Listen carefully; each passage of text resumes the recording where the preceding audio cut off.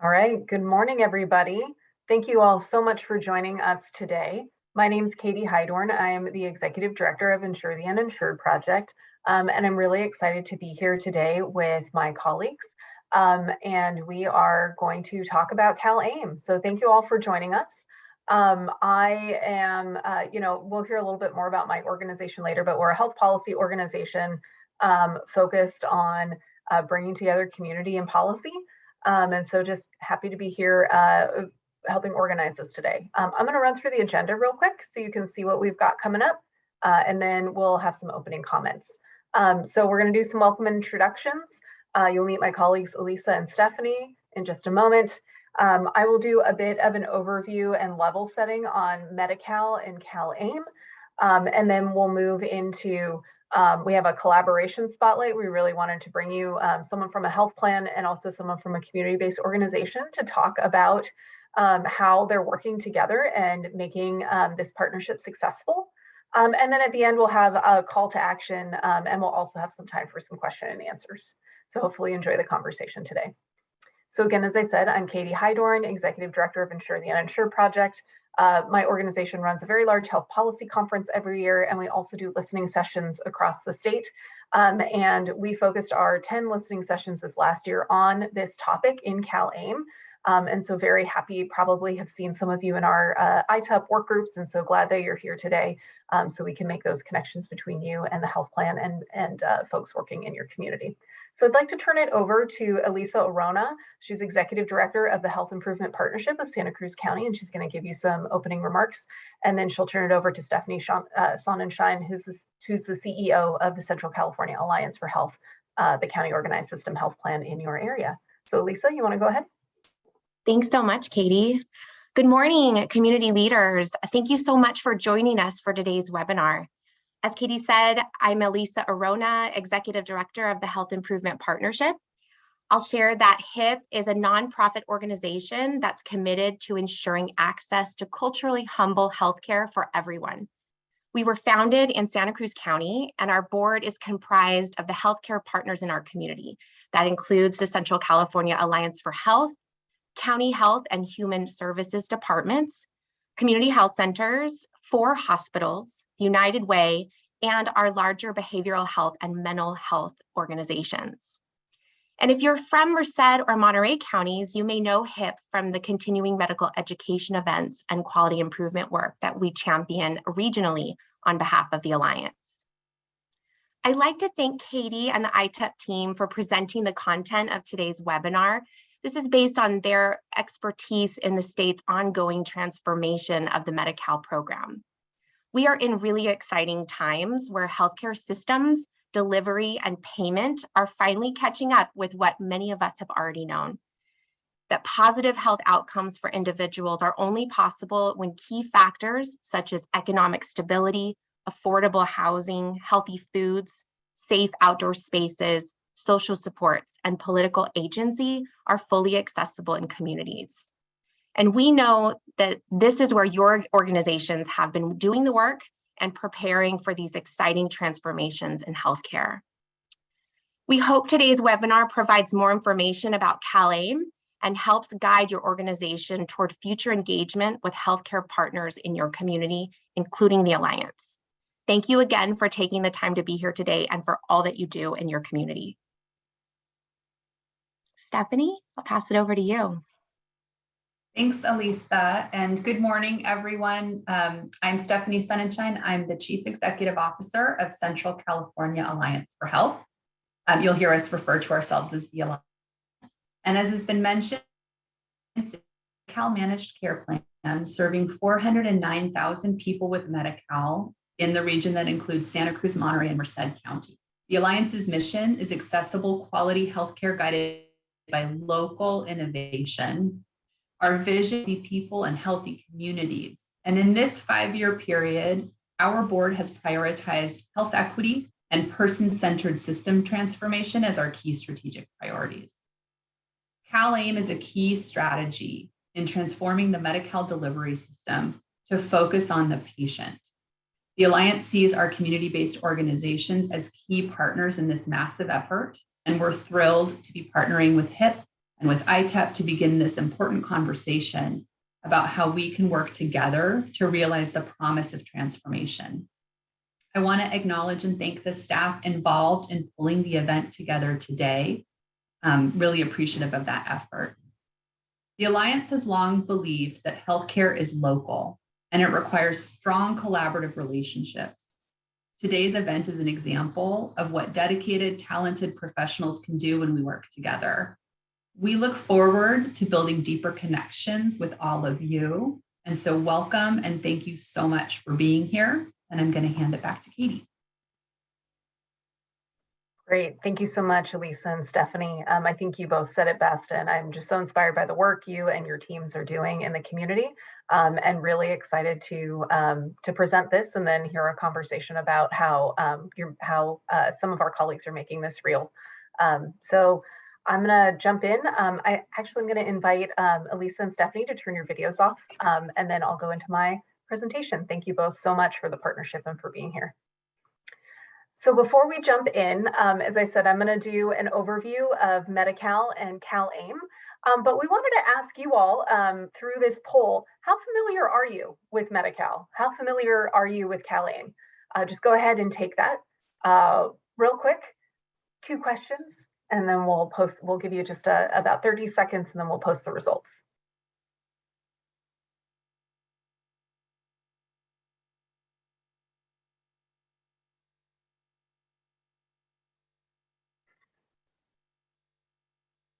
All right, Maya, do you want to close there we go, and here are our results. So we've got a really nice mix of folks on here.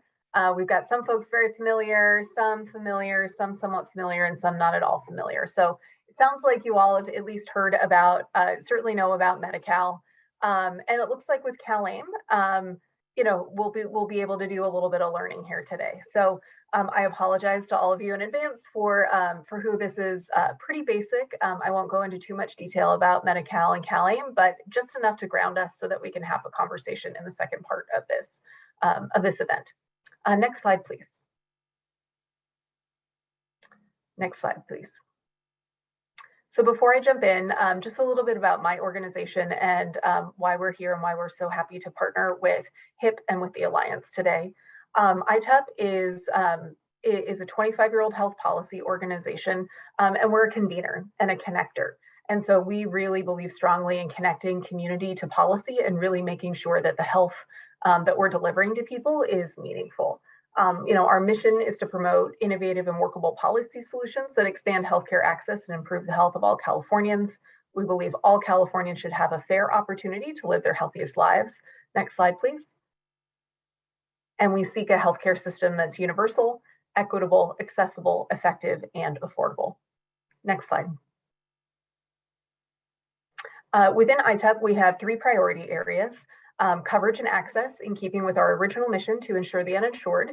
And since we've made so much progress on that in the last 25 years, we've actually expanded our scope a little bit to also include making that coverage meaningful.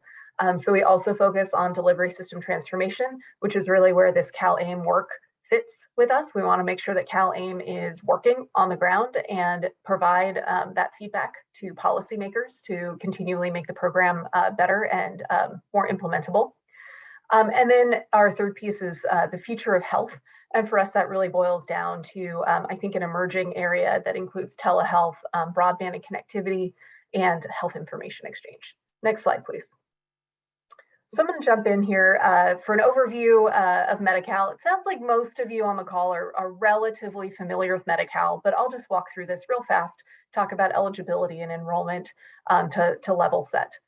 So Medi-Cal is a partnership between the federal and state governments. It's funded, in California, it's funded roughly 50-50. The federal government puts in 50 cents and the state puts in 50 cents, and we get a whole dollar to fund the Medi-Cal program. Our whole Medi-Cal budget is actually over $100 billion in California, so it's a really big program. Californians are eligible for Medi-Cal if they're adults and their income is equal to or under 138% of the federal poverty level, which is about $18,000 for a single adult or just under $40,000 for a family of 4. For children, the eligibility mark is a little higher. Thanks to the Children's Health Insurance Program that is now a Medi-Cal program in California that was passed by Congress in the 90s. They go all the way up to 266% of the federal poverty level. And that's up to age 19. And then there's a category called seniors and persons with disabilities, and they're eligible up to 250% of the federal poverty level, depending on what category they fall in there. And then finally, over the last, I'd say 5 years, we've actually expanded Medi-Cal in California to include people who are undocumented. So I'm happy to say by January 1, 2024, all people, regardless of immigration status, who are income eligible for Medi-Cal will be able to enroll in the program by January 1, 2024. So that's really incredible for those of us who have been in this space for decades. Insure the Uninsured Project was such an audacious name back when we were founded in the mid-90s, and now we're almost there. It's really, to take a moment, it's really incredible to see how our delivery system and our eligibility criteria have transformed over time. Next slide, please. So what benefits does Medi-Cal cover? Medi-Cal covers a lot of benefits. We call it full scope. It includes doctor visits, hospital care, immunizations, all the way to nursing home care and behavioral health, prescription drugs, and even dental and vision services. So it's pretty comprehensive, which is really exciting. Next slide, please. There are a couple different ways that we actually organize Medi-Cal in California. We have 85% of our Medi-Cal enrollees. We have almost 15 million people enrolled in California. So 85% of those folks receive their care through what we call Medi-Cal managed care plans, like the Alliance and like other plans across the state. It's a little complicated, and there are different ways that each county organizes that care. In Merced, Santa Cruz, and Monterey, it's what we call a county organized health system. There's one health plan, and they essentially work on behalf of these 3 counties to provide healthcare. In other counties, like the Inland Empire in San Bernardino and Riverside, those are actually 2 plan models. So there's what we call a local initiative that's sort of designated by the county to be sort of a public plan. And then there's a commercial plan that some of you may have, for example, through your employer. Folks like Aetna or Anthem or Health Net. And that model exists across the state. So there are a bunch of different models, and we can certainly, there's some links on here if you really wanted to explore those models in detail. But your counties are covered all by the Alliance.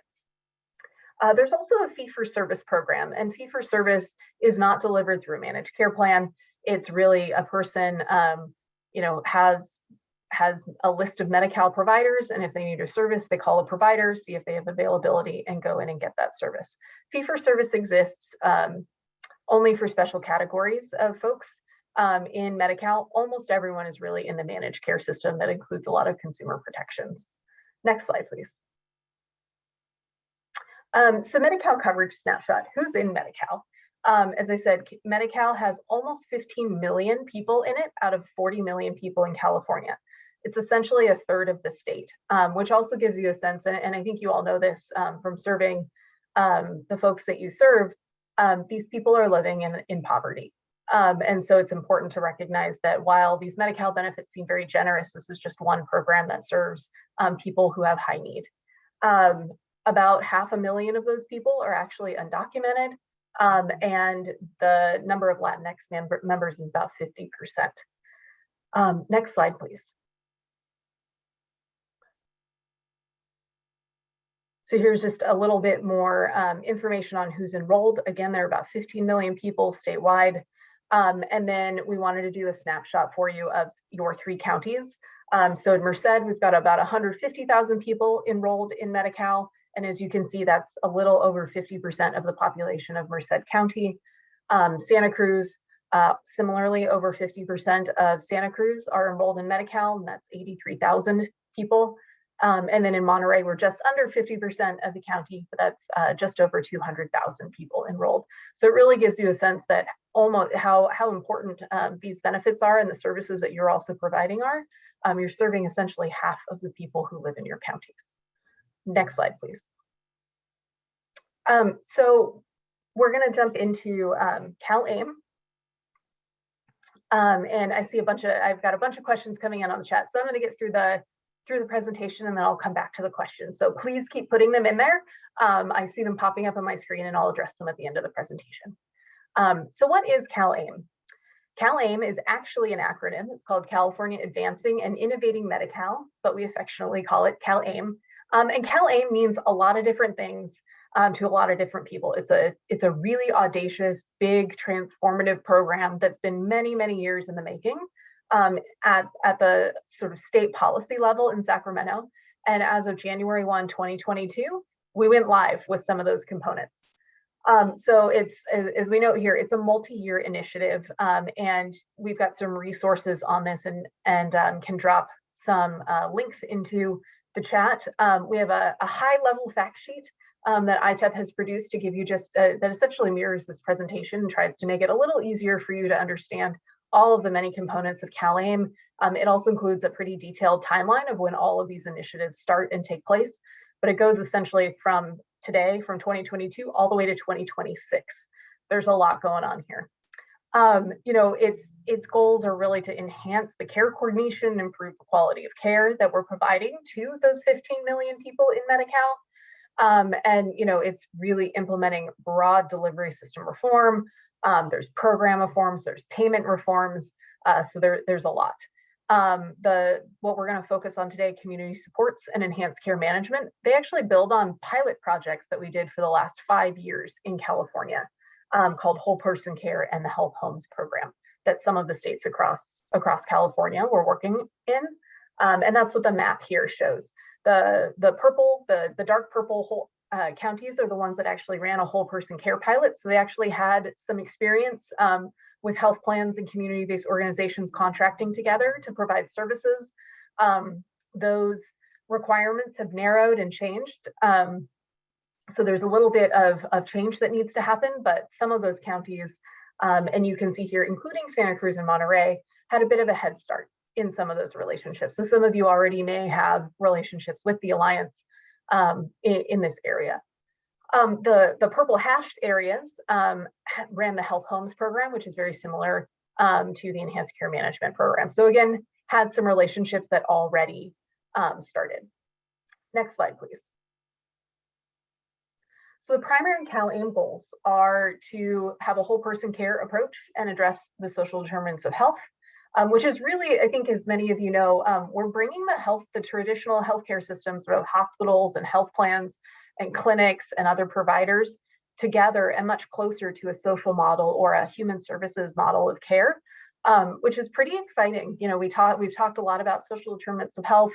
I think the people in the public health world will tell me over the last couple decades, but it's really exciting to see you know, the policy at the policy level, bringing together the health system and the social care system closer together.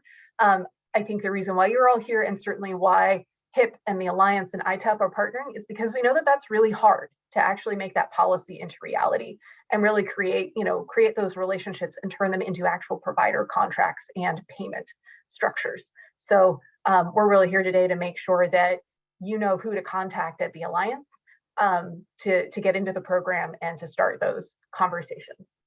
The second piece of CalAIM is really to reduce complexity and increase flexibility in Medi-Cal and really try and make Medi-Cal work for all of its members.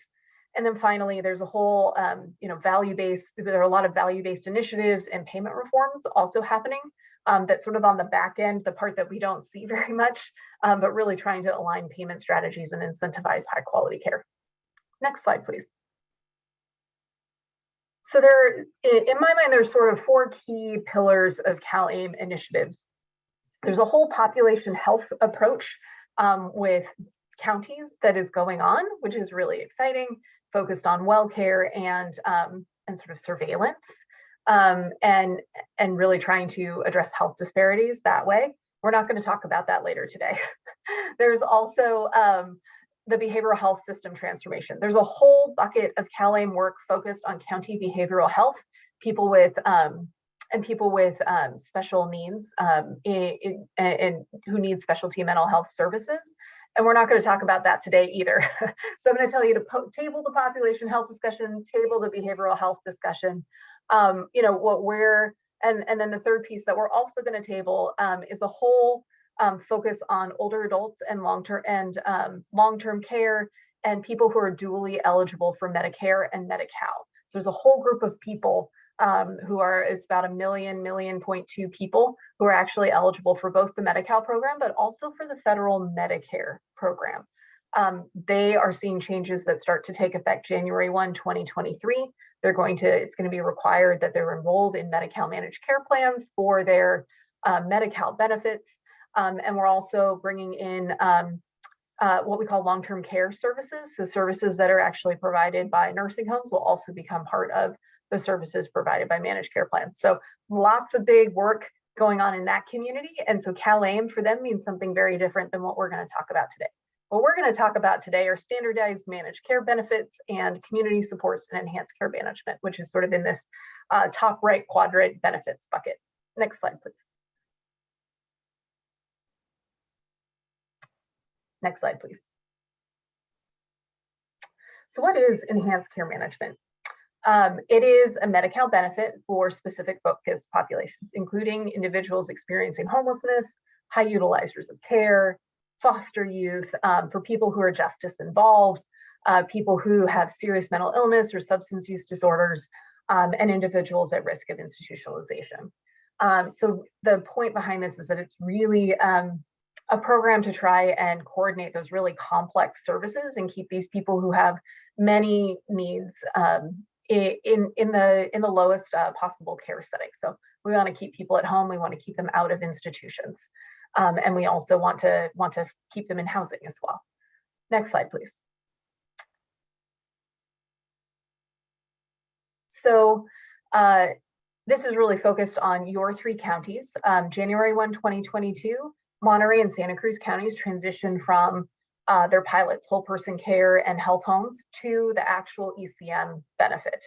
Remember, those two counties had actually had a whole person care program in it, and so they started to convert that pilot program to the actual enhanced care management benefit. July 1, Merced County joined the team and started enhanced care management implementation. They did not have a whole person care pilot. And so I know, and I'm sure one of our speakers, Jessica Hampton, will talk more about that from the Alliance's perspective on our next panel. As of January 1, 2023, all the counties are going to have to provide ECM services to all of those focus populations that we talked about on the previous slide. And then July 1, 2023, all counties have to actually provide ECM services to all of the youth-related focus populations. You saw foster youth on there. Next slide, please. So community support services. These are different. They're actually not healthcare services. And this is really where a lot of you all come in. Although I have met some providers across the state who are providing both community support services and enhanced care management services. You can do both, and it's worth having that conversation with the Alliance. Community support services are also called, quote, in lieu of services. It actually means that they take the place of traditional healthcare services.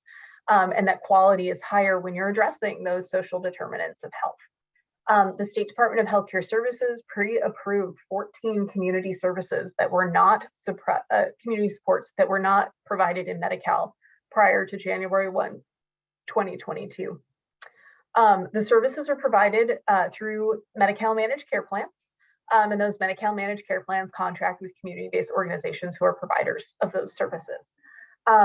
Each of the managed care plans decide which community supports are available to their members, whether or not members are eligible for those services, whether they qualify for those services. So they're already Medi-Cal members, but within Medi-Cal, are they eligible for these particular community support services? And then they also choose and contract with community-based organizations as providers to provide, and choose who gets to provide those services. I think it's something to note here. This is a bit, managed care plans are going to cover only some of the 14 community support services, and it varies by county and by health plan. So what's provided in Santa Cruz, Monterey, and Merced may not be the same as what's provided in San Francisco, for example, or that's provided in Tulare County. So you really have to pay attention to, and we'll go through that, what the Alliance is offering. And if you have, if you're hearing from colleagues that, they have a different health plan and they're providing different services, that's allowed. It's not, it's not standardized across the state. So we recognize that that's a bit of a difficulty. So really communicating with your health plan and understanding what's available in your counties is critical. Next slide, please. So these are the community supports that are currently offered in Monterey, Merced, and Santa Cruz County. Most of them are focused around housing, and there's some around sobering centers, and then environmental accessibility adaptations, which are going to be offered in 2023. And I'm sure if Jessica has anything to add to this slide, she will when she gives her presentation. There are also, as we said, there are 14 community support services. So there are some community supports that are not being offered in the 3 counties. Those include respite services, day habilitation programs, some personal care and homemaker services, and some asthma remediation services. It really is at the discretion of the health plan. And I know that they're paying attention to their community and looking at, offering which services their members need the most. There is an option for health plans to revisit adding community supports. And so, this is just the beginning of offering these services. They do have to make sure that when they do offer these services, they have a network who can make the services available. And so that's certainly part of, where you all come in and your colleagues come in. You make up that network. And it's really important if you provide any of these services and want to provide them as part of this, that you make that known and say, hey, we provide these services and think that it could be a benefit to our community. Next slide, please. So just to jump out of these 3 counties, I mentioned that my organization actually does 10 listening sessions across the state every year. We go from San Diego to the Central Coast to Central Valley, all the way up to San Francisco, and then up to Humboldt and Shasta and the Oregon border, just to see how CalAIM implementation is going across the state. So I'd like to walk through some of the learnings that we have from that, and that hopefully that informs some of your conversations. Next slide. So here's our regional work groups. We bring, and these work groups consist of health plans, hospitals, clinics, et cetera. We bring together local delivery systems in each of these areas. Next slide, please. So some key high-level takeaways and things for you to keep in mind as you're starting to have these conversations amongst your colleagues within your own organizations and with the Alliance. there's some key indications of early success in these relationships. Really important to have great communication between the Medi-Cal managed care health plans, clinics, and community-based organizations. Talk, talk, talk. If you don't understand a word, make sure you figure out that, that CalAIM even means the same thing to you that it does to others. There's also opportunities for technical assistance from the state. You can get money from your health plan through incentive payments. You can actually apply for what we call PATH funding.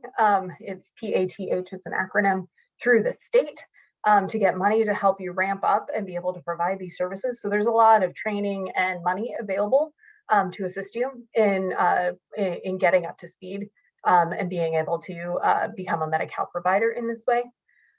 And then, counties across the state, as we mentioned, have varying levels of existing partnerships with local community-based organizations. So, if you're listening to this and you say, yeah, I'm already a provider, we're ready to go, great, please share your success story. And if you're also listening to this and saying, wow, I don't really know where to start, that's why we're here today. And that's okay. And it's not just in this county, it's not just in your area, it's all across the state. These varying levels of relationships exist. Next slide, please. All right. So we have some lessons learned. Additionally, some key challenges. Operational capacity varies across different counties. If you're hearing things from the state and you're confused, definitely reach out to the Alliance and your health plan. They can help you with that. Contracting can be difficult, and so just know going in that there might be some challenges, and just keep pushing forward. That the Alliance and other folks are here to help make sure that you succeed. Next slide, please. So why are community-based organizations even included in CalAIM, and why are they critical to the success of CalAIM? Next slide. So the roles of community-based organizations in CalAIM are really there to increase that quality and access to care for hard to reach patients. That's really what ECM is trying to do. They're really trying to take a whole person care approach. Really, what does a person need to have their healthiest lives? What care do they need, but also what drivers of health are out there that they need help with, whether it's housing or food security or other social determinants of health. Next slide. There are definitely mutual benefits for the health system and community-based organizations. The healthcare system, I think, having worked with community-based organizations who are grant funded, and being one that's grant funded myself, I think it's really incredible that the state is investing real money into contracts and creating stable financing options for organizations like yours. I think that's really, really incredible. And certainly health plans can also help on the administrative support side when it comes to privacy and HIPAA compliance and billing and things like that. The community-based organizations, you lend your strong community ties to the health plans. In many cases, you're, the trusted, culturally appropriate messengers. You know the community and people know you, and it's a great way to get them in to get them connected to the services that they need. And that you also have knowledge, really firsthand knowledge of those access to care and barriers that you can share with the health plan to continuously improve the delivery system. Next slide. So kind of wrapping up here, where do you learn more to become a community support or ECM provider? The Alliance is here today because they want to hear from you. And Jessica will talk more about how you can connect with them. And we'll actually have another poll at the end of this presentation that will pop up, and you can put in your email address and indicate your interest in connecting with the Alliance.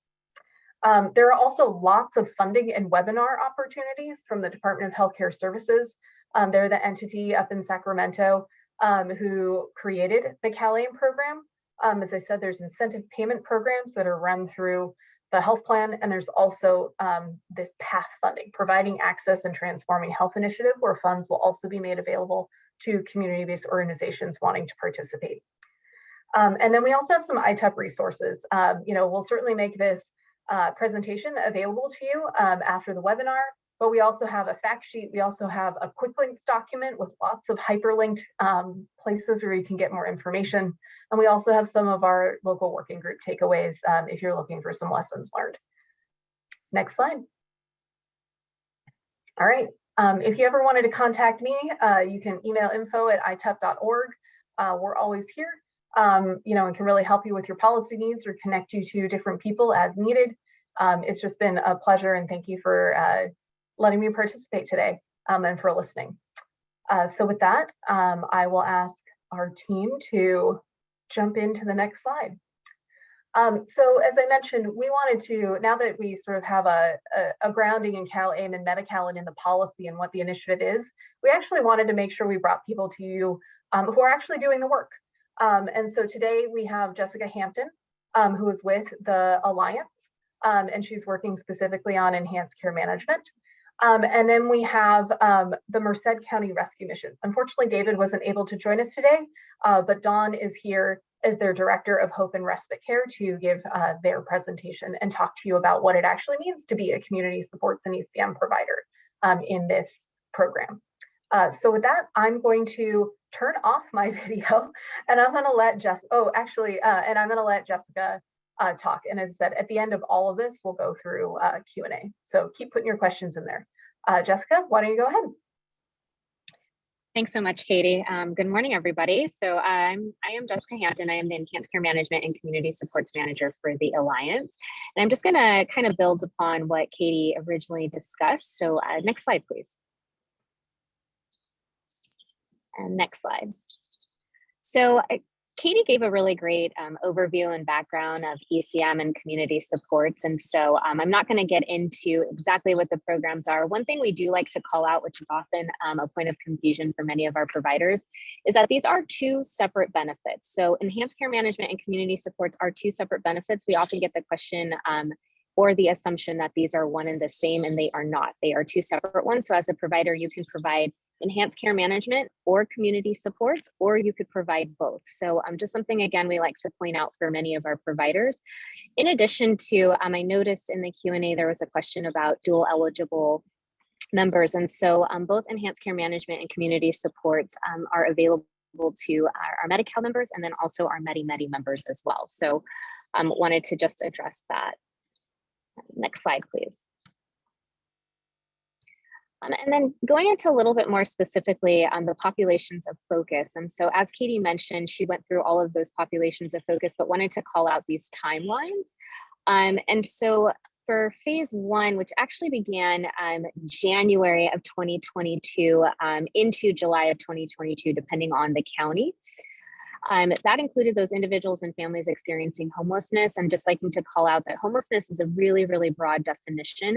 So the state allowed everything from imminently losing your home within the next 30 days to victims of domestic violence as qualifying and classifying as experiencing homelessness. High utilizer adults are going to be those adults who have experienced 5 or more ED visits or 5 or more SNF or facility stays over a 6-month time frame that could have been avoided with regular care. And then also that population that's going to be those adults who have serious mental illness and substance use disorder conditions. Phase two, that's really looking at adding additional populations starting January of 2023. That's going to include those members that are eligible for long-term care and are at risk for institutionalization, and then also nursing facility residents who want to transition back into the community. And then as we're looking towards July of 2023, introducing 2 additional populations of focus, and that's going to be your pediatric population. So the children and youth who are high utilizers, experiencing serious emotional disturbance. They are also involved in the child welfare system or have needs beyond physical needs that can be addressed within the system. And then also the original go live date for adults and children and youth transitioning from incarceration was slated to be January of 2023. DHCS just recently announced this week actually that that would be going live no sooner than July of 2023. So just calling out the different populations of focus and when those will be rolling out as those populations of focus. Next slide, please. And then just wanting to just kind of wrap up, sometimes we also get questions about what ECM is, what does it look like? So understanding it. So there are 7 core service components, and these really just highlight the ECM benefit. And it really starts with outreach and engagement. Because it's an optional benefit, members might meet criteria, but they do not have to engage in the benefit. So really looking at engaging that member, starting with that outreach piece.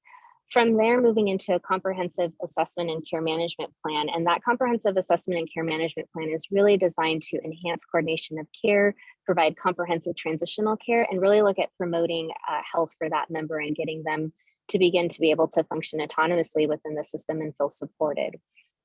As they begin to grow through that process, ECM does require a member and family support system. So as we all know, many outcomes are impacted and people tend to do better with the support system in place. And so we're looking for our ECM providers to identify a member or family support system that can be involved in that process and throughout that care plan. And then also looking at our ECM providers as that 7 core service component to coordinate and the coordination of and referral to community and support services. And so that's really looking at that member as a whole person and plugging them into the appropriate social services that we all know also impact their health outcomes. Next slide, please. And then again, Katie did a really great overview. And so currently we are offering 7 community supports, and we'll be introducing environmental accessibility and adaptations come January 1 of 2023. Environmental accessibility and adaptations is really a community support that offers adjustments to the home to make it safe for members that are in the home that might need additional support. So that can include the implementation of grab bars. It can be widening of doorways if the member is in a wheelchair. And so we're going to be offering that as a partial community support and focusing on specific elements within that starting in January of 2023. Housing transition and navigation services, a quick definition that I like to describe it as is helping members obtain housing. So this is really looking to get members into housing and helping them to obtain housing. We also have approved housing deposits, which is a one-time funding that's associated with helping members obtain housing, and that's up to $5,000. That can include supporting first and last month's rent, a security deposit, pest eradication, cleaning fees, anything that helps that member successfully and safely move into a new home. Housing tenancy and sustaining services is really allowing members to maintain housing. So transition and navigation is obtaining housing, and tenancy and sustaining is really maintaining that housing. And so providers are supporting members with maintaining safe and stable housing once they've been able to obtain that home. Our medically tailored meals program is focused right now on post-discharge. So approving that for members who have recently discharged from the hospital and have been diagnosed with diabetes, COPD, or CHF. It's up to 2 meals a day for 12 weeks. One of the major criteria is making sure that the member has a place to safely store and heat those meals because they do come frozen. We are looking to expand that criteria in the coming months, but having some internal conversations. So right now it is still focused primarily on those post-discharge members and those members experiencing those 3 diagnoses. We've recently just rolled out recuperative care and short-term post-hospitalization housing as an official community support as of July 1st. They were previously in a pilot program. The biggest difference between recuperative care and short-term post-hospitalization housing, they are both designed to help members that are transitioning out of the hospital that don't necessarily need to remain in the hospital, but still need time to recover and heal from either a physical or mental health condition. So this provides support for those members in terms of meals and then just really just doing just overall services. It is not medical, but really supporting that member through that process. So they have a place to stay during that transitional period. Recuperative care is approved for up to 90 days. And with short-term post-hospitalization housing, one key thing is that it is a once-in-a-lifetime benefit. It is an approval for up to 6 months. We have designed this to be built on that recuperative care community support. So once a member has reached that 90-day period within recuperative care, looking to transition them over to that short-term post-hospitalization housing so that they can continue their recovery. In addition, short-term post-hospitalization housing does require that that member is receiving housing transition and navigation services. So that again is that community support that helps members obtain housing. The thought behind this is that as that member is transitioning, they're going to need a way to have a safe and stable home. And so offering that housing transition and navigation services in conjunction with short-term post-hospitalization housing is a requirement. And then finally, sobering centers, which is offered in Monterey and coming up in Merced counties very soon. And that's just an alternative to incarceration. So working with local law enforcement to identify members who have been intoxicated and they have an opportunity to recover. So they're provided just with basic services, basic medical triage services, an opportunity to have a meal, wash clothes, shower if needed. And again, that's that alternative to incarceration. Next slide, please.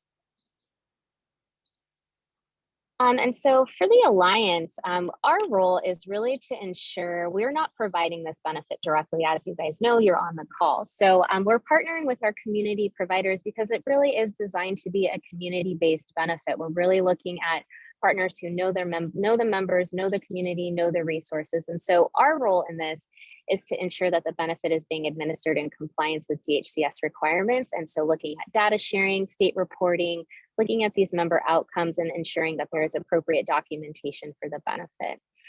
We're also looking to support that provider payments are maximized to support adequate network and just improvement in our service delivery network and quality. In addition, the execution of an individualized person-centered approach for those populations of focus. And so really ensuring that the program is being fully met and supporting the providers as they're providing that benefit. Next slide, please. And then as a provider, what are your roles and responsibilities? What does that look like for you? If we're overseeing the benefit, what does that look like if you're implementing the benefit?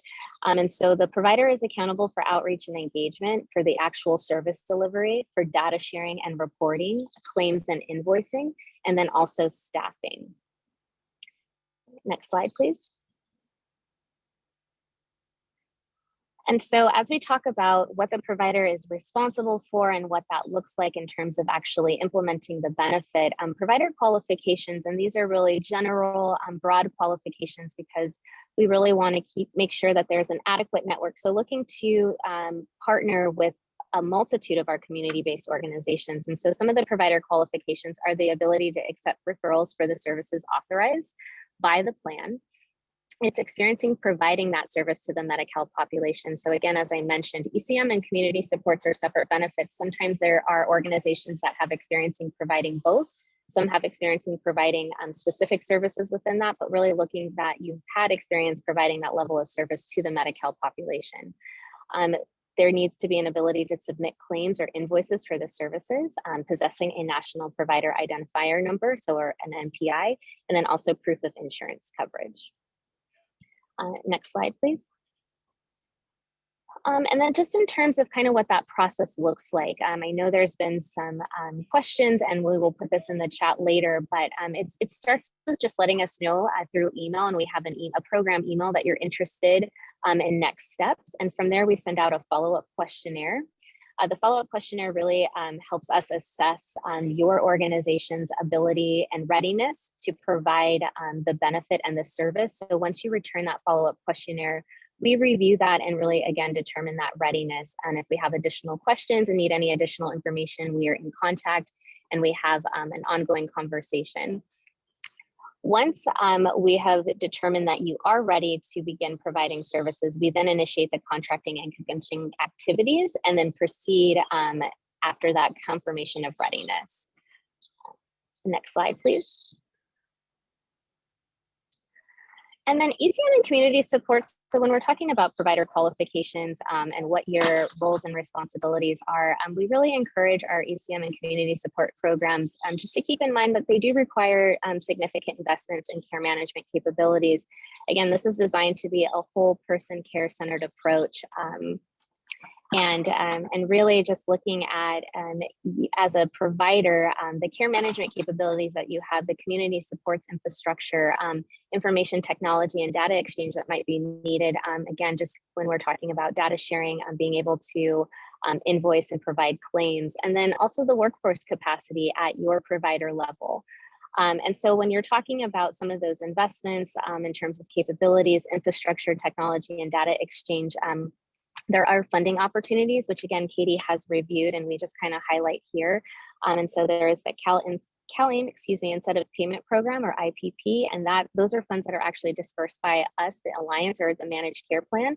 And then there's past cited funding, which is not dispersed through us. Both help to support the infrastructure needs for ECM and community supports providers.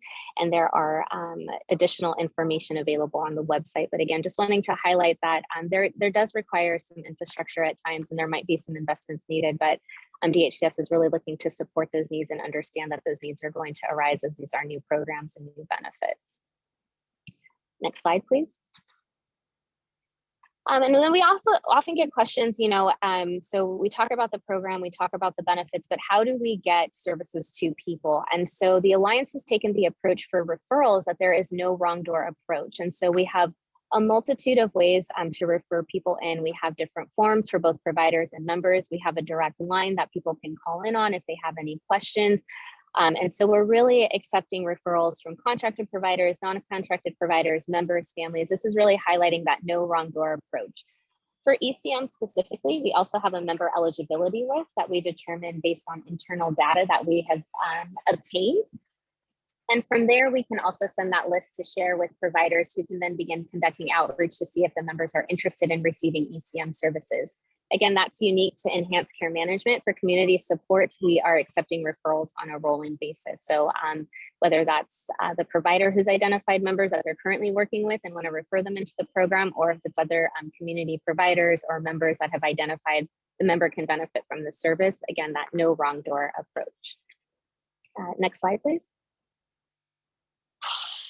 And then again, just wanting to highlight from a provider perspective, as we talk about infrastructure, technology, data exchange, we do have 2 care management platforms that you are able to use. They're optional, but we do highly encourage it. It's really helpful with data exchange and information sharing. So we currently are utilizing Activate Care and also Unite Us for Merced and Santa Cruz County. So both have the ability to be a care management platform. And so that helps with that comprehensive assessment and care management plan, documenting any outreach attempts, and just really having that documentation piece. And then we're utilizing a closed loop referral system, and this is really for community visibility, and this is required. So all our ECM and CS providers do have to utilize our closed loop referral system. We are utilizing Unite Us, again, that's for Merced and Santa Cruz County, and then our Smart Referral System is for Monterey County. And I just like to highlight that the care management platforms, again, are optional, but highly encouraged, and those closed loop referrals are going to be required. Next slide, please. And then provider-specific support and trainings. This is a new program. We are learning as we go. I like to share often with our providers, and you might hear this from time to time, we are building the plane as we fly it. And so we acknowledge that it does require some support, some trainings. There are non-traditional benefits, non-traditional providers. And so from the Alliance perspective, you have a full ECM team who's very familiar with both the benefits, the requirements, the needs. We have our provider services team who supports our providers in terms of any questions, things that come up in terms of infrastructure and just overall contracting, credentialing. And we also have a claims team. So we have claims reps that support when there's questions regarding invoicing and the claims process. That can be a little daunting for some people, but we do have a full team that's supportive of those providers. We have office hours. We spend time with our providers. If you need to meet, we schedule regular meetings. So just really provide a high level of support. In addition to, we are working with Health Management Associates, or HMA, and that's a contracted vendor the Alliance is using to conduct trainings, technical assistance, and coaching with our ECM and CS providers. HMA right now is doing quarterly learning sessions, bi-monthly webinars, and one-on-one coaching. So each of these provides an element that's been useful for both of our ECM and CS providers and is available for anybody that we do contract with. Next slide, please.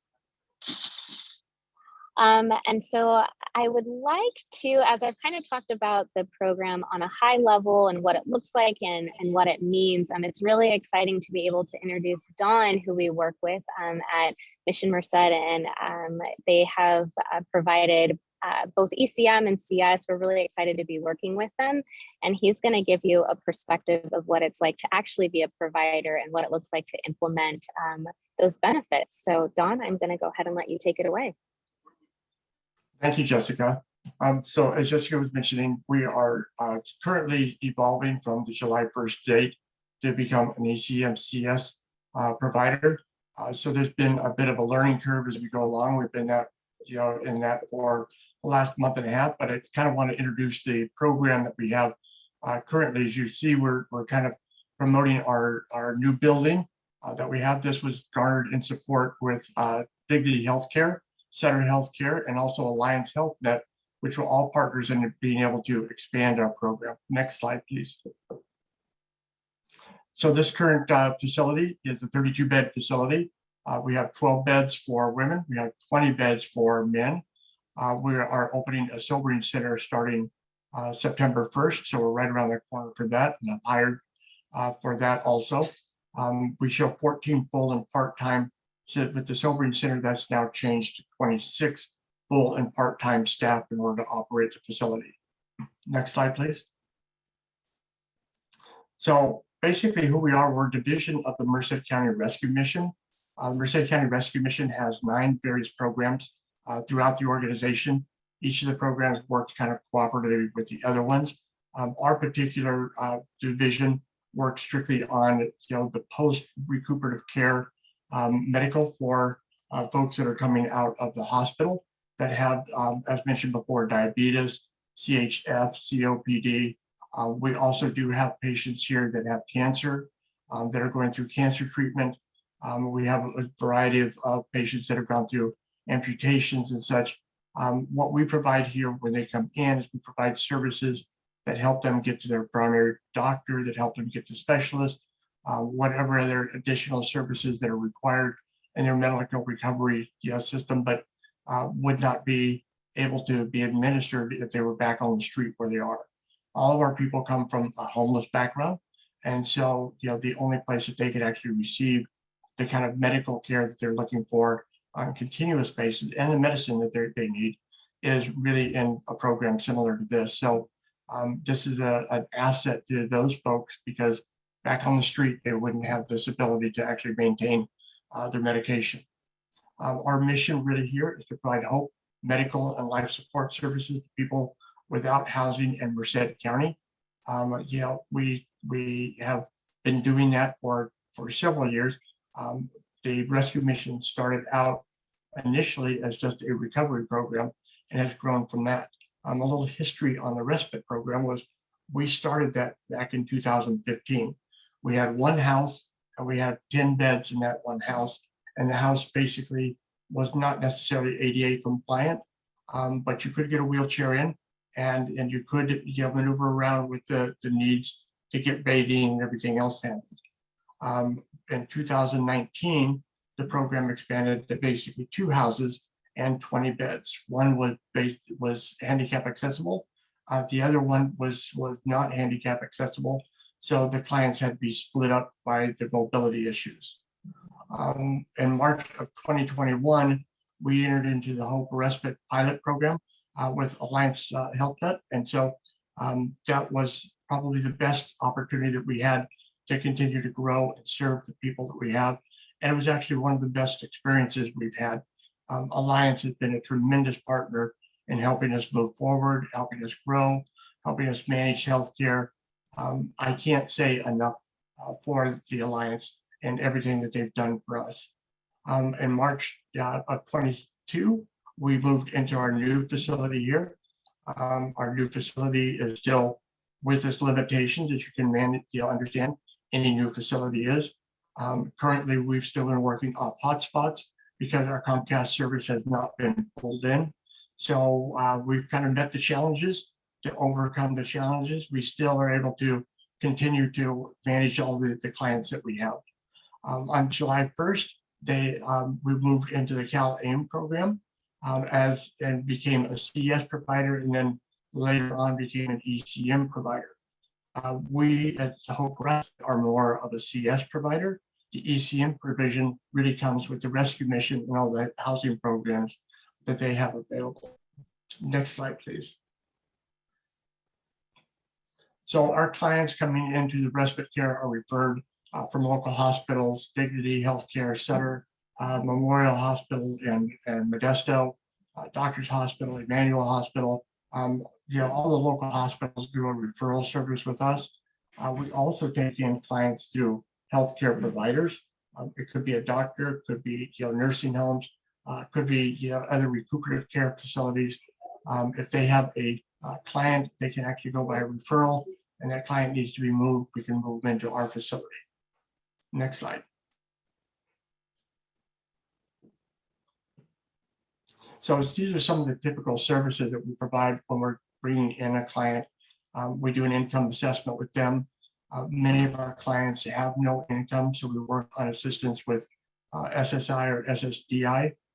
Or in one case, we've had a gentleman had retirement benefits that he was unaware of. He's suffering from brain tumor, and so we were able to get him connected with his retirement benefits and such, and get him some funds. We do insurance assessments.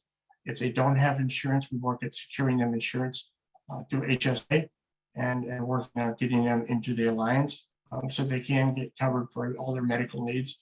If their insurance is from out of the area, then we work on getting it relocated into this particular area so that we continue to work with them and they can get the medical treatment they need.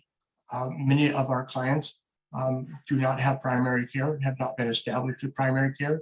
So one of the first things that we do is we actually connect them to primary care services. And then we seek to get referrals or specialist physicians from their primary care, trying to move them forward in their progress with getting back to healthy lifestyles. Also pharmacy services. Many of them don't have pharmacy services.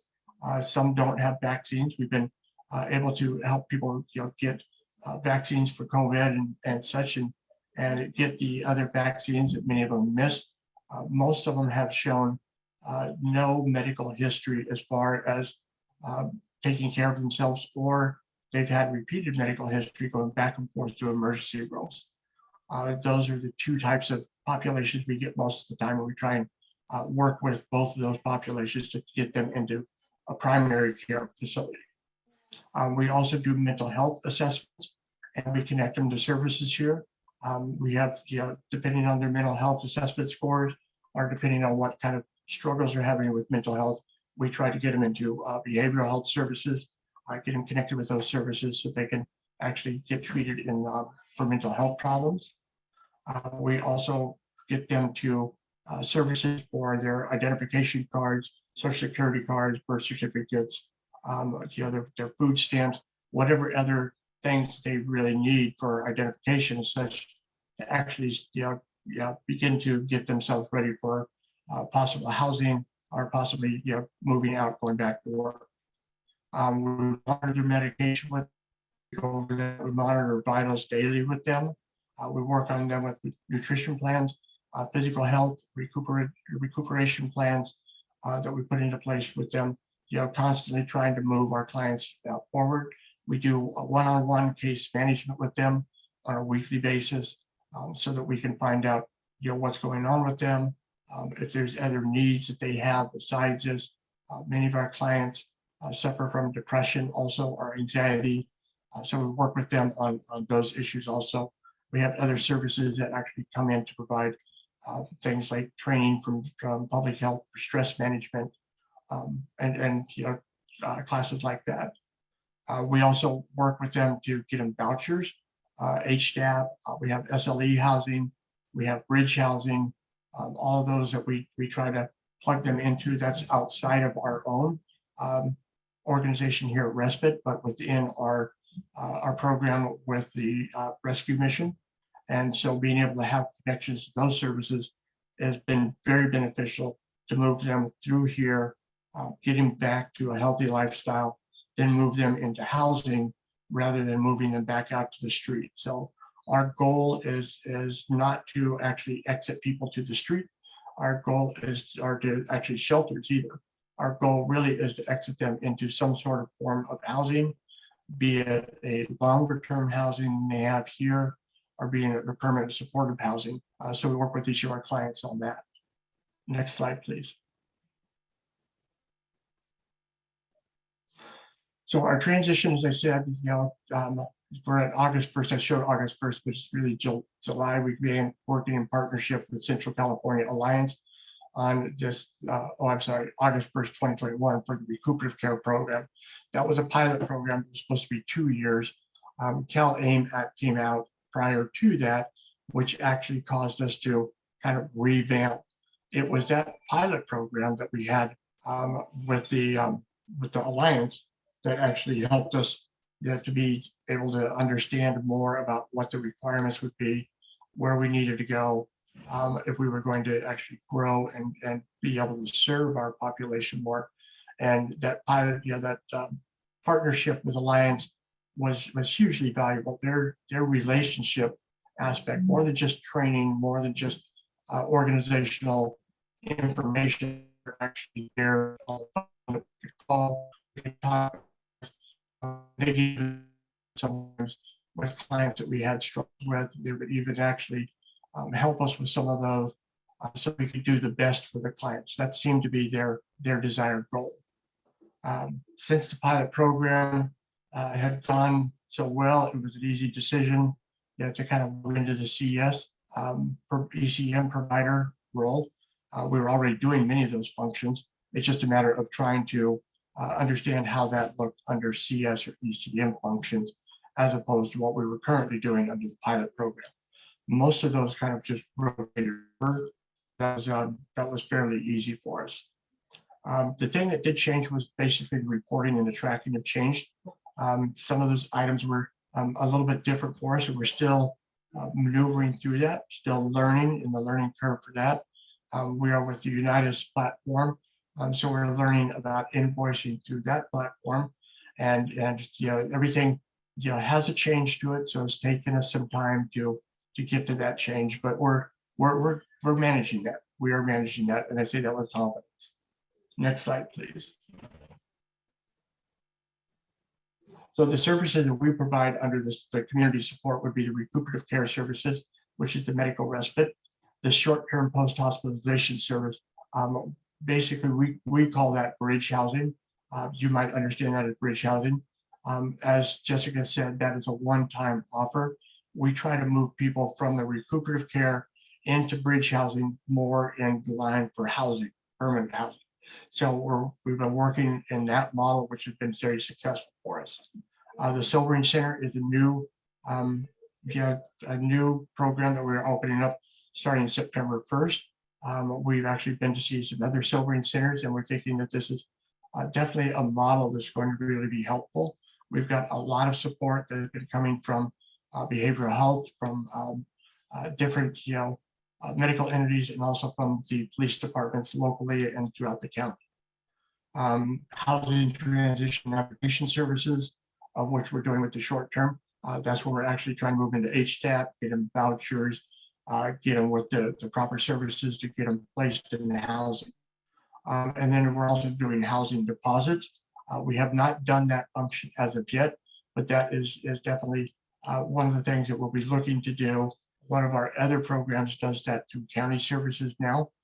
So we'll be looking to actually do housing deposits to try and help people get into housing once we get it set up. Next slide, please. So our larger entity, the Merced County Rescue Mission, they are working with individuals experiencing homelessness, and they do the outreach to housing and case management services, also from just a housing perspective. They're using, they're meeting adults that are high users of avoidable emergency services, which they're connecting with us, and these are some of the clients that we're trying to work with by getting them into their primary care services. We work with adults with substance use. We have recovery programs. We also have a low barrier bridge housing program that we bring people into. We're also working with a post program for those that are coming out of incarceration and transitioning. That program has grown from 10 beds that we were working with before to now 20 beds that probation has given to us in order to move people out of the incarcerated, and into the beds to transition. Next slide. So the lessons learned from the actual on the ground point of view is that the tracking and documentation is changing. And so that means to develop more means of tracking folks. We currently have in place within our programs total the rescue mission 326 people that we house, that we serve 3 meals a day. So trying to track that information along with trying to track all the different aspects of services that we provide to each and every person requires we've had to kind of put in some spreadsheets to assist us while we continue to actually upgrade our data system in order to be able to report those things and call those reports out. Personal interaction with clients, is for one of the things we found, at least in respite, is really a key. We know our clients, we talk to our clients, we walk alongside our clients. Many of our clients have been in some sort of rehabilitative care or something and have felt that they did not get service there like they needed to.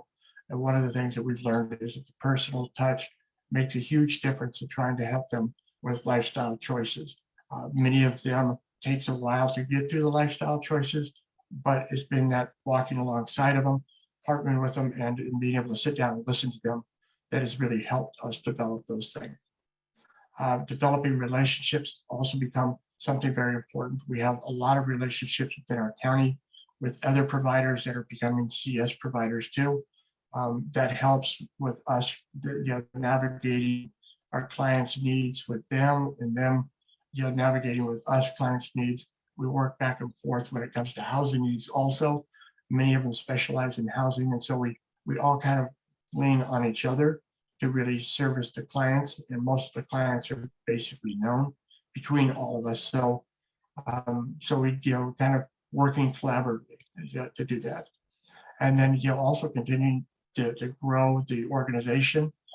We do outreach within our county to every organization that we can think of that's a medical organization that might refer people in.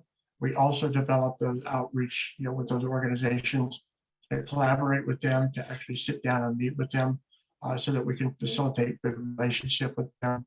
We have points of contact to call back and forth internally so we can reach out to people, find out what's going on with somebody. Somebody goes to the hospital, we can call and actually find out what their case is like. Are they going to be returning here? Do they need to actually go to some sort of other nursing need, or more skilled nursing need before they come back here? So collaboration and networking and outreach is vital in everything that we do. And I think it's really vital for every organization that's in the community services organization to actually accomplish the tasks that we need. So I hope that gives you kind of a brief idea of what it's like on the ground floor.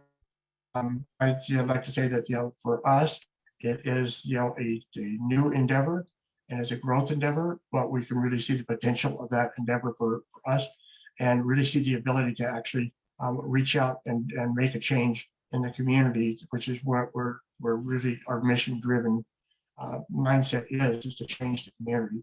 And I think this is one of the ways that we're going to be able to make a difference. So I turn this back over to, I believe, Katie, and thank you for your time.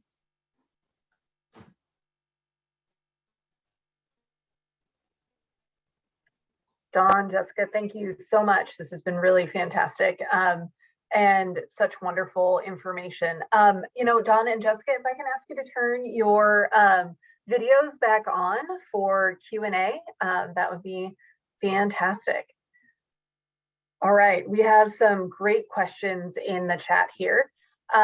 We have a couple here just about, I think from my presentation, there was a question from Dennis about the Medi-Cal delivery systems map that Merced County was not colored, and there was Dennis, there was a reason for that. That is because Merced County didn't have either a health homes program or a whole person care pilot program. And then I think most of the rest of these are all for you all. We actually have some really interesting questions here about older adults from David Resnikov. He'd like to learn and hear a little bit more about dual eligibles and older adults. You know, they have a lot of high needs and need high areas of coordination. So, you know, including accessing behavioral health via specialty managed care, via the specialty mental health plan. And they also have lots of challenges accessing community care in the community because some of their needs and acuity are too high for community providers. So curious if you all are working with older adults, have thought about dual eligibles. You know, Dawn, maybe I can start with you and see, you know, I know you went through, I think, the fantastic list of services that you provide, but would love if you have anything within those that are focused on older adults or even within each of those categories. That'd be great. Actually, within the respite care, we have a higher population of older adults within respite care. And so we do have some limitations when they are at fall risk or when they're not able to manage themselves independently. But as far as getting them to behavioral health services, that's you know, kind of a regular thing for us. Through our assessments and such, we contact behavioral health, we schedule them appointments. You know, we've actually gotten some behavioral health services provided on site for some of our older adults that have some mobility issues, and we're constantly building up the resources that we have available for that. Yeah, and Katie, to piggyback off of Dawn's answer, so I highlighted those populations of focus are really focused on the elderly population. So January of 2023, the new enhanced care management pops of focus are truly focused on the elderly population. And so with the enhanced care management, it really is designed to provide those wraparound services for that specific pop of focus starting the beginning of next year. We are also working with Beacon on behavioral health things, and not just for elderly populations, but across the board. So there is a pretty heavy focus on the elderly population coming up in these next few months. And so looking for providers that can help to service that specific population of focus. All providers are welcome to, but also looking at providers that have experience in servicing that population, being able to provide that level of support. And then again, just highlighting that dual eligibility, that ECM and CS are available for dual eligible Medi-Medis. So it's not just for the Medi-Cal population, it is available for our Medi-Medi population. Great, thank you. Thank you both. I think that was really helpful. And it sounds like, Jessica, to your point, there's a focus on this and more to come after January as well. I definitely think, you know, something to highlight, again, there's a ton of work going on and a ton of work already been done. But it still really is just the beginning of this. And so appreciate you highlighting that again for us, Jessica. Let me see here. We've got several, I'm going to try and leave the process questions for the end. We talked a lot about the services that were being provided. And then there was one other services question from Adrian Saxon. Please explain why sobering centers are not included in approved sites in Santa Cruz. Jessica, is that something maybe you could take? Yeah, I'd be happy to. It's not that they're not approved, we just do not have a contracted provider. We would love to be able to provide that level of service in Santa Cruz. So if anybody on this call is familiar with an organization, this is a great opportunity to throw that out there. This is my fishing attempt. So it's only not being offered because we don't have a provider that can provide that level of service. But again, if anybody is aware of any organizations, we're happy to reach out and start having those conversations.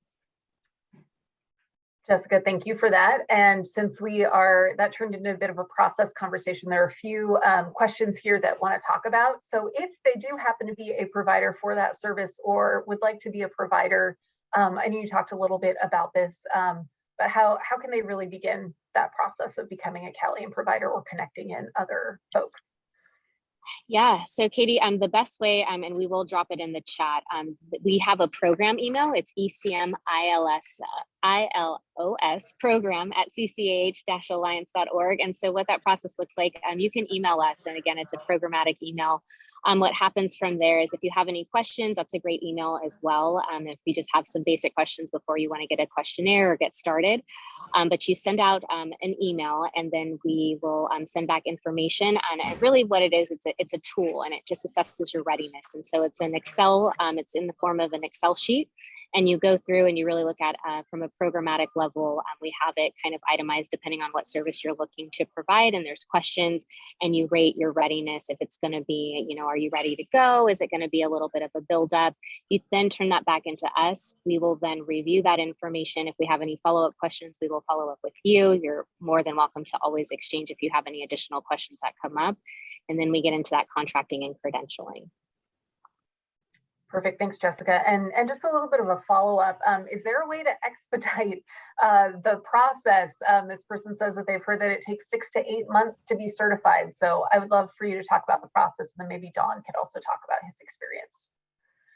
Yeah, so it does not always take 6 to 8 months. We do have some providers where that's been intentional. So oftentimes if it does take 6 to 8 months, it's because they're not ready to provide that level of service. So for instance, if you see those populations of focus coming out in July of next year and you say, hey, great, we can service the pediatric population, or even better, we can help provide services to the incarcerated population, that credentialing process may take 6 to 8 months because we're not necessarily ready to go live at that point. And so the only time we really delay that time is if that population of focus is not ready to go live or the provider is not ready to go live. So really a lot of that, the turnaround time is weighted on the provider's ability to get the information back to us and our ability to review it. So I would give it a 4 to 6 week process if you're really interested in starting and getting contracted and ready to go live.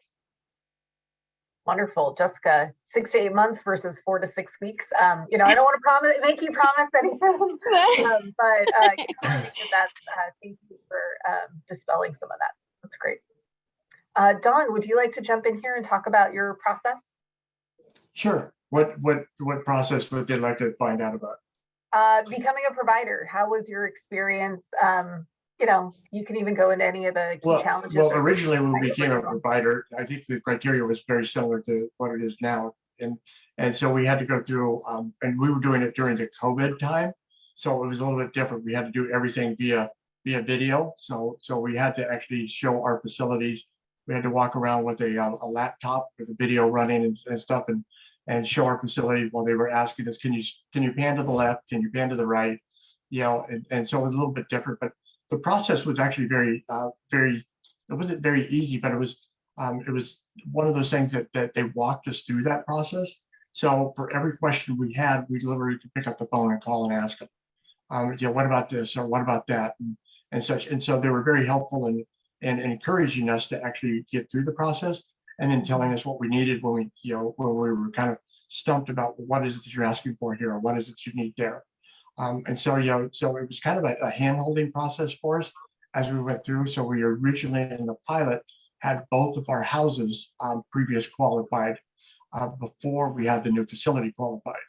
A new facility was under construction at that time. And so then we had to transfer that over to the new facility just in time to be transferred to CalAIM just a couple months later. So, so in working with Alliance, we actually, found that they were just very willing to help us in every aspect for that. And I would just recommend that if anybody has any challenges along the way, don't call them. I mean, they're there for that, and they don't.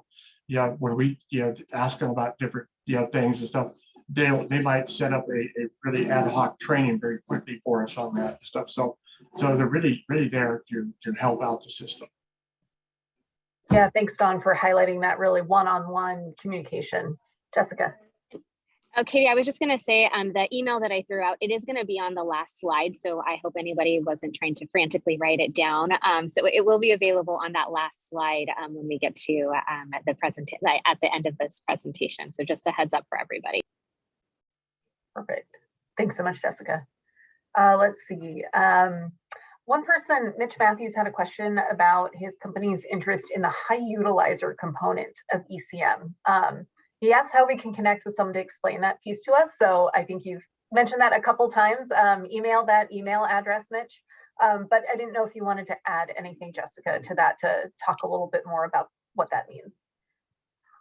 No, we do have providers that want to focus on specific populations of focus. So Mitch, if something that I said triggered something that you guys feel like you focus on, by all means, please send an email. And again, I shot out a very broad definition criteria, but it really is those 5 or more ED visits over a 6-month time frame, or 5 or more SNF or long-term stays over a 6-month time frame that defines somebody as a high utilizer. Thanks, Jessica. Really appreciate it. Let me see. It's like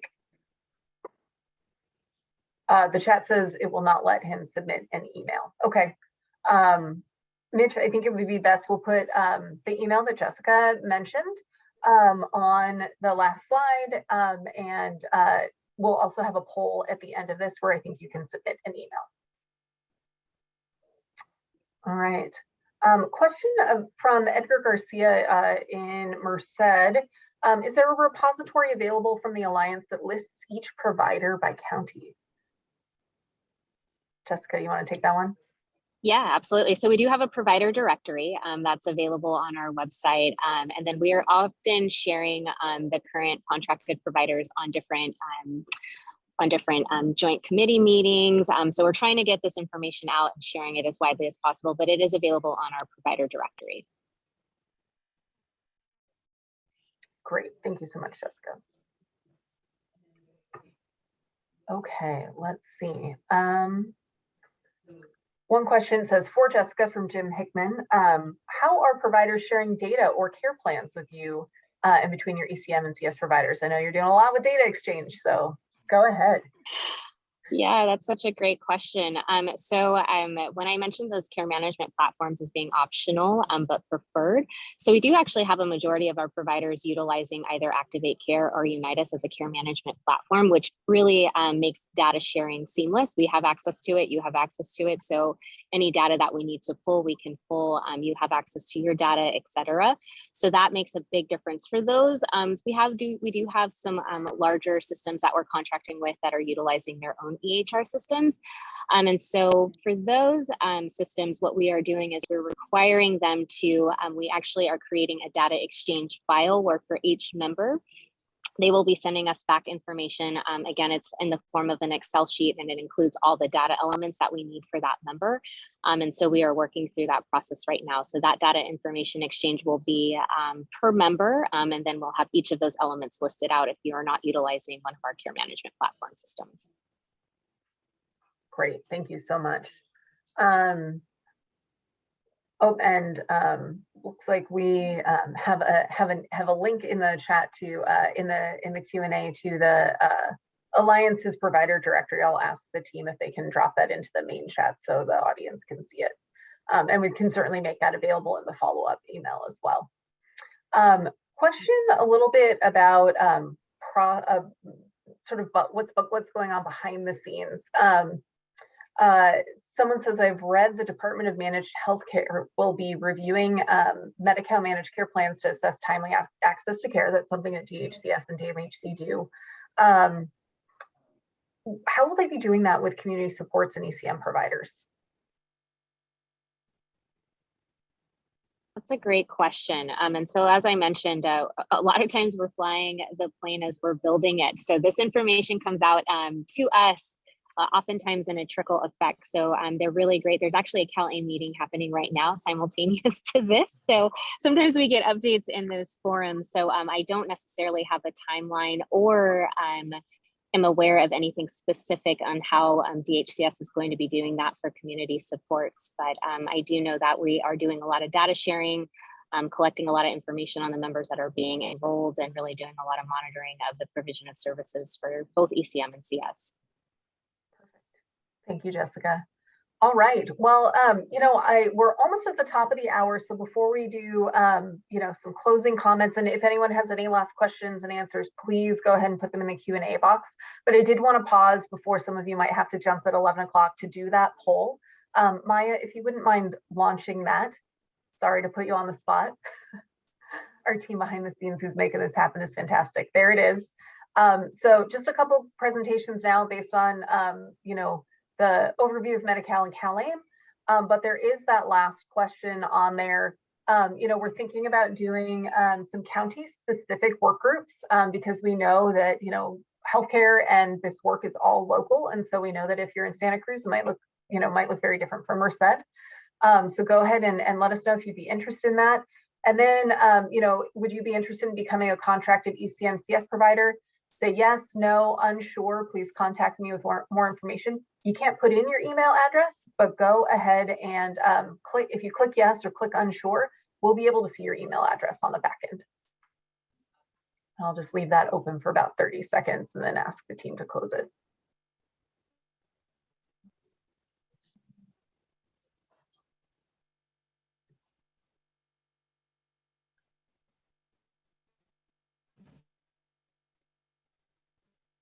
Okay. Maya, would you go ahead and close that poll, please? Perfect. And I'm seeing in the first two questions here, no one checked the not at all familiar with Medi-Cal and not at all familiar with CalAIM. So I think part of our work here is complete. So glad that that really helped all of you, and looks like there's quite a bit of interest in some of the regional work groups. So that's fantastic for us to know. And then for all of you that checked the yes and unsure boxes, we will make sure that somebody from the Alliance reaches out to you. So thank you all for that. Any last Q&As? I don't see any that popped in the chat. So I think that's probably it for the day.